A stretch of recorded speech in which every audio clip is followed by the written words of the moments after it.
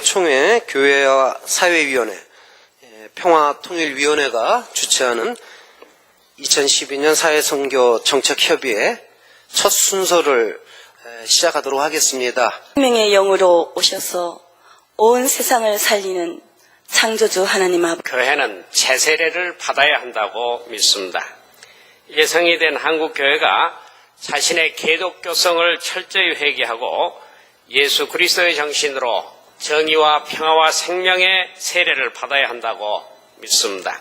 총선 대선을 맞이하여 꿈꾸는 한국 사회의 변혁과 그 실천 과제, 이런 제목으로 신년 정책협의회를 하는 교단이 있다 그러면 아마 한국기독교 장로회 총회가 유일하지 않을까 생각합니다.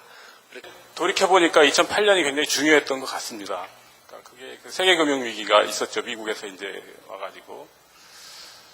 그때부터 해가지고, 그 전에는 이제 중국이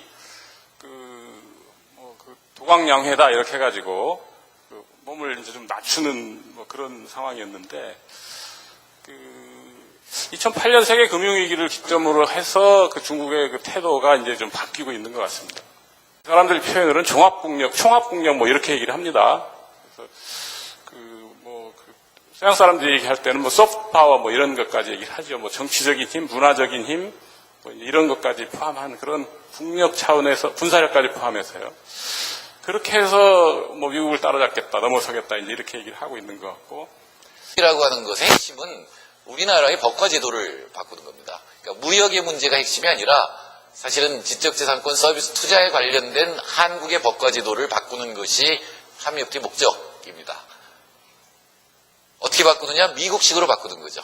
미국의 법과 제도는 미국의 대기업들의 지적재산권 투자 서비스를 보호하기 위해서 시장에 맡긴다는 이름으로 대기업에게 유리하도록 다 바뀌어져 있는 상태인데, 그 법과 제도를 한국에 이식하는 것이 한미협회의 목적입니다.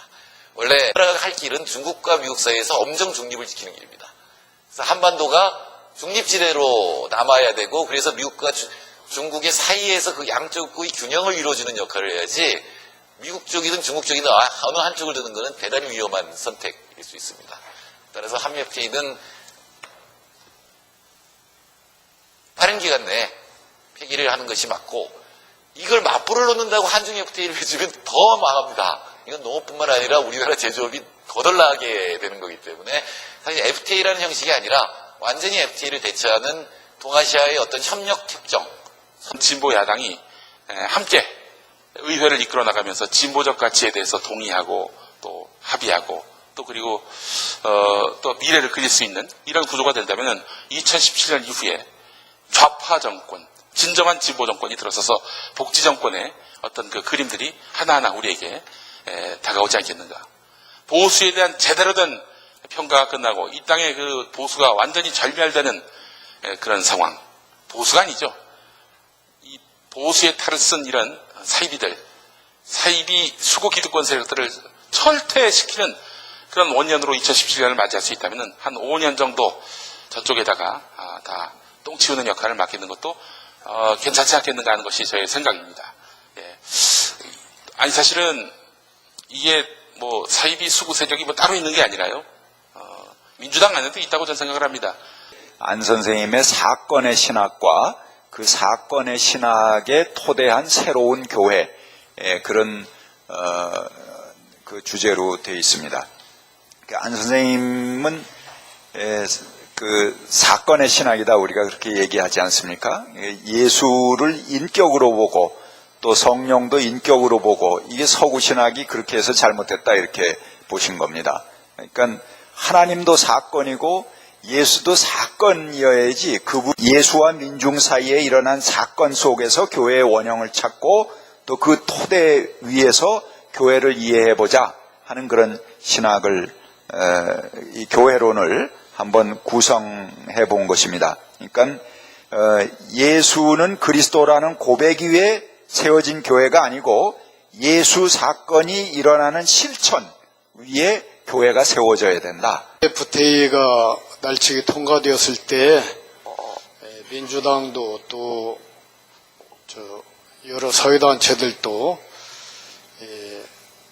헌재에 제소를 한다겠는데 생각하시기에 크리스찬 낙곰수 만들면 어떨런지. FTA를 다음 정권에서 만약에 올 경우에 그것을 다시 파기시킬 수 있는 것인지 그거 하나 묻고 싶고요. 또 FTA가 한참 나올 때 일부 옛날에 그 노무현 정권에서 같이 일하셨던 말씀을 통해서 우리가 하나님을 만나고 하나님의 가슴을 만나기를 원합니다. 사회선교 정책협의회에서 지금까지 좀 다른 모습이 바로 이 성서 연구가 이제 들어가 있다는 것인데요. 국가 체제를 어떻게 해서 이스라엘에 정립이 되는가를 보여주고 있습니다. 사무엘 8장에 하나님께서 그토록 하지 말라 했는데도 이스라엘 장로들이 불안해서 저들의 재산과 가족을 지키기 위해서 왕을 세워달라 해서 사울 왕을 세우고, 그리고 마침내 사울이 잘못되고 다윗마저도 그가 하나님의 은혜를 받아서 잘 되는가 싶었는데 저가 왕이 되어서 또 타락하게 되고, 이스라엘 모든 왕들이 솔로몬까지도 다 타락할 길을 가는 것을 보여주고, 마지막에 거룩한 도성 예루살렘을 다른 시티들과는 다르게 되기를 원했으나 저들이 우상을 섬기고 저들 가운데 노예를 합법화하고 저들이 다른 국가 제국들과 마찬가지로 성서가 우리에게 이런 도전을 주는 거라고 저는 생각하는데, 우리의 사고방식이라고 하는 것이 얼마나 많이 성실한 사람, 책임적인 사람, 모범적인 사람, 헌신적인 사람, 이런 사람을 축으로 해서 돌아가는 이 세상에 우리는 얼마큼 우리도 깊숙이 편입되어 있는 것 아닌가. 그래서 사실 크게 공헌하지 못한 사람, 혹은 저 주변에 있는 사람, 조금밖에 일하지 않는 사람, 공헌한 것이 없는 사람, 맨 나중에 온 사람, 그런 사람들과의 관계를 우리 어떻게 해나갈 것이냐. 데나리온 이렇게 설명하시면서 무슨 생각이 들었냐면은 예수님의 기도가 이렇게 떠올랐습니다. 자, 오늘날 우리에게 일용할 양식을 주옵시고 할 때 일용할 양식인데, 데나리온에 있어서는 먼저 온 사람에게 한 데나리온이고 나중 온 사람에게 한 데나리온인데, 일용할 양식에 있어서는 오늘날 우리에게라고 할 때는 나의 일용할 양식도 되지만 너의 일용할 양식도 되지 않겠나.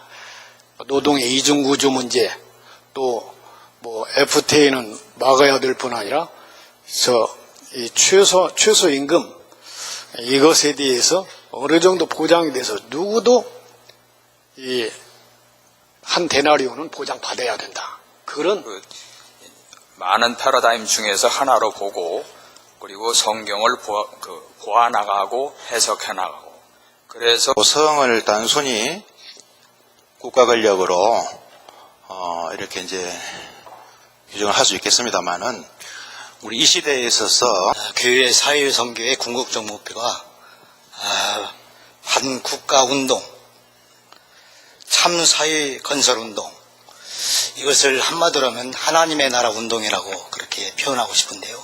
도성하고 구분을 하지 하신 거 아닌가 그런 생각이 듭니다.